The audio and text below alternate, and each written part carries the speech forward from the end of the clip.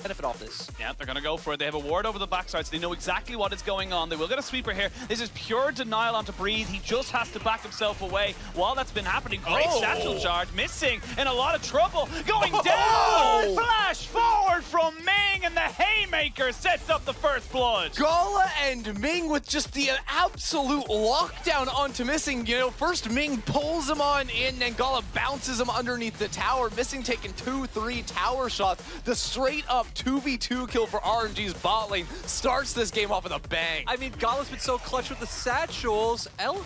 Oh no. Oh no. They just did it again. Oh no. Gala takes a kill. Elk just flies too close to the bot lane, and you're 2v1. You can't do that. Again, like pushing the wave too far forward. He had both summoners available. I can't understand why he wouldn't use them there. He'd be dead anyway from the fact that he was left there, but we're gonna see here really nice face breaker coming out from Ming. Does go for the crash down as well. Nice satchel coming out from Gala. And then the flash from Ming. Man, this is why we've called him the best support here in the LPL. And here, I mean... Wait, they just did it again. They literally just did it again. They're just 2v1ing at this point. Bot lane a complete disaster. Don't worry, guys. Ziggs wasn't a problem. Ming even worse to deal with for WE. Oh, this is so bad in mid lane as well. Shanks forced to flash away. It's all falling apart, Lyric. Dude, I just don't know what you do now. We were talking about, okay, the Ziggs sets up for the plays on the opposite side of the map, but now Ziggs is completely dominating you in the 2v2. Ming playing well, but we're going to see if WE can capitalize on the top side. They're going to try go for something. Flash forward, knock back. Xiaohu in a little bit of trouble. They flash in on top of him. They should be able to secure this kill. Good trade back here for the first time. Beishang able to influence topside. Over the Scuttle Crab, and he will be spotted out here, but it's possible that you stack this next wave and try to deny Breathe, who's flashless under the tower. Yeah, and you have the Galio ultimate available as well, so a little roam up towards that top side. You should be able to get this dive going. Breathe pushes in the wave just a little bit, dodges out an undertow, flash forward. There is the hero's entrance like we talked about. The dragon goes down, the flash forward into the taunt. They're going to be able to secure that kill. Wei will pick it up. RNG doubling down. Yeah, and Shanks did steal away the hero's entrance. So there's 4 players in the bot lane very, very soon, but the wave is getting cleared away. They're getting cleared away. Beishang going to try and go forward. They use the hero's entrance and just not really in the most optimal position. They're able to zone them away, but they don't gain a kill. Yeah, I mean, just a satchel charge, right? Gala's satchel charges have been so good this series so far. Gets him out of harm's way, not even having to blow the flash. And again, it just goes back to RNG pretty much winning on both sides of the map. Yeah, you also had like Ming switching over to the summoner heal right there. So if they had actually pushed too far forward there, it would have been rough. And Breathe walks back into the top lane, and there's still an Olaf here. Deja vu. I have been to this place before. Breathe underneath this turret, trying to see if he can get away. Doing great work though to just not tank up the turret just yet. Now we'll use the Ragnarok into the culling. It's that simple. Oh no, missing. He just about gets himself out. Ming and there's Means of corruption too scary, but missing. Has to use the crash down. Does have the magic storm available. Wei is there. He's just going to drop down undertow after undertow, and that's a simple kill as it ever comes, and that's just exactly what you can do. No flash, or he is a flash for missing. Didn't want to expend it because he's probably dead anyway. Well, I guess none of the vision ends up really mattering for WE when Wei can just bash your head in right there. If a dragon fight were to break out, it is just such a gap between these two top laners. Items don't look terrible for Breathe, but just the value of experience and those levels is going to be very meaningful. Even items, right? Looking at jungle. Like, Wei has such a... Oh, Shanks, he's in a lot of trouble. He does steal the Ragnarok to stop himself against CC'd, but Wei is just faster. He's got himself a Gore Drinker, he's got enough damage, and there's just nothing WE can do around this dragon. And Missing and Breeze stick around way too long. Breeze has to fully engage. He has no way of escaping. Goes back in underneath his tower, but the Ragnarok stops any kind of disengage. Settle charge into the passive auto attack.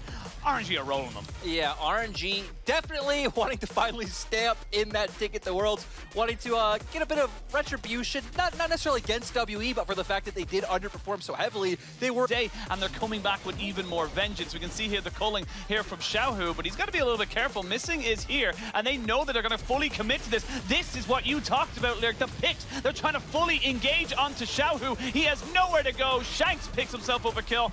It's not a lot, but it's something. Yep, I mean, you're going to take anything you can as WE in this situation. Luckily, RNG weren't set up to take anything else. The sad thing is, RNG have all these TPs to play with, so now going to be setting up towards the mid lane, but pretty much for WE, you're going to consistently look to all in where RNG are focusing on side lanes, try and get that man advantage, and again, just take the small gold that you got, walk away, and then hope you can find it again in a few minutes. Yeah, and the Drake is still going to be here for RNG. WE, even with the numbers advantage, knowing that the TP is going to be up, RNG should be able to find that one, and, well, it's Xiaohu trying to get a lot of damage out. Like, Ryan, like, he absolutely crushes Breathe in that 1v1, but with the TP and everything else, this is Team WE with a good look, punishing side lane overextensions. And that's the big thing as well. You could see from this play with the teleport invested, the flash into the Magna Storm there from Missing, there was no world in hell where WE were going to try and contest that dragon. They said, right, we get a pick, we get some gold, but now with the Rift Tail popped into the bot side, we are going to see that base getting chipped away from just a little bit more. WE losing more of their jungle, losing more territory as their towers fall. Yeah, and I wonder if this is an opportunity where WE would want to look to engage, because they just saw Cryin top. You'd assume they have Cryi's TV timer,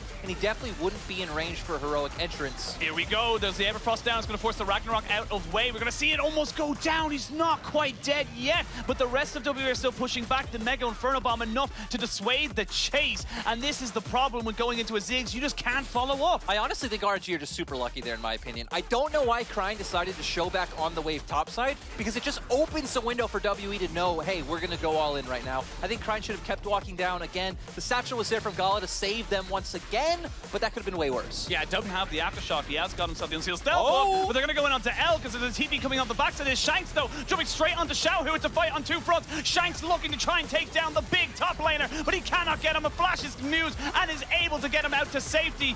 Beishong goes down, and now the Baron's looking mighty tasty. Oh, the fight was just a little bit too split from WE, and Shanks couldn't finish off the kill onto Xiaohu. That was everything for WE. Xiaohu escaping because the rest of RNG are going to win when they're fighting on their terms. The poke is going to continue to come out. Now, all of a sudden, the Baron threat is back on the cards. There's no smite from WE, and WE must walk in face checking into the river. They're going to try and face check it right now. The crash down comes down from Missing to get himself over the wall. But look at the carries on the side of WE. They're healthy. Gala very, very low. And you can see the power of this poke. The Everfrost just a hair away from catching out Wei. And you can see Xiaohu, he was completely separated from that fight. He has to sustain up through the Red Bull. And he was just taken so low, right? We saw off to the side him get chunked out by the Sylas. So RNG not feeling comfortable to go back to the Baron. Again, it goes back to the Jace and Varus coming out for the side of WE. They know they can't risk it. But man, I love that RNG just keep using this ability off cooldown, trying to set up for either potential picks in this situation, maybe try to prevent WE from having the tempo to look for any type of sneaky Baron. Yeah, so this play was good, right? Again, just getting the full charge of the ulti onto Elk there. Ming tries to chase him down too, and it's really on the bottom side of the fight where everything splits apart, right? Beishong there gonna die every single time, but Shanks, because he wasn't able to instantly get the burst down and kill Xiaohu, Xiaohu just frankly has too much mobility. It's just so hard for Shanks to lock him down. Xiaohu escapes, then you don't have that threat of the Sylas on the bottom side of the fight. We're back into the same play we've seen a million times, though, for RNG. It's controlling around the Baron. Well, that is going to shift pretty soon, I feel, to play for the Soul. And I don't want to sound like I'm being too optimistic, but this doesn't feel like RNG are the one. It doesn't feel like they have a 6,000 gold lead. It feels like WE have waited enough time to get to those item breakpoints, to get to the point of which they have opportunities to find themselves back. Yes, you lost that 1 for none, but it was very, very close for being a 1 for 1. Yeah, I'll be honest, guys. I feel like RNG probably could have ended had they just committed, but still, I mean, maybe just wanting some more time on the Rift to prepare for Worlds. They do still get the inhibitor in the end. And I mean, This is just going to do so much in like these extended skirmishes. We're seeing TP though. They know it, Gala's by himself. They know he has no support. They're trying to just basically delay him from getting back. But Breed taking it in the half. That rabbit boom, baby! Mega Inferno Bomb. Gala is just too damn big.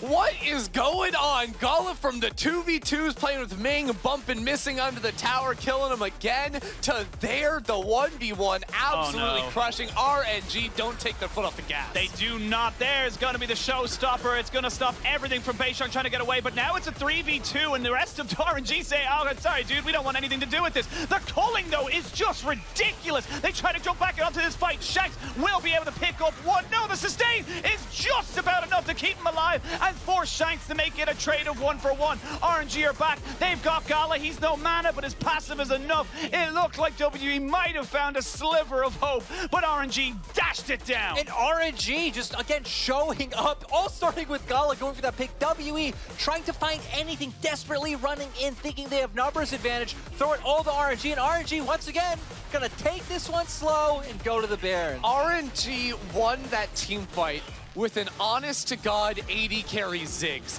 Gala had 0 mana. He was only auto-attacking. He had his passive, whoop-de-doo, but straight up just win it in a near 4v5. RNG are just cruising through this game 3. And you can see, look at the slight bit of it, but it's enough for a combo. He immediately goes, cool, there's my minefield, you can't move on to me. There's a satchel, ultimate, done. 3 points off, side court, nothing you can do there. And WE, they're trying. They have nothing else to do. If they wait, they lose. If they fight, they lose. They have to go for something. Yeah, exactly. I mean, when you're just in these positions, right, you're looking for any small inch or any small opportunity you have. You pointed out great culling coming out from Xiaohu here to force Elk back, and Elk would be all the damage because it took Shank so long to bring down Wei with the amount of sustain that he does have. And like Ender pointed out, just auto-attack.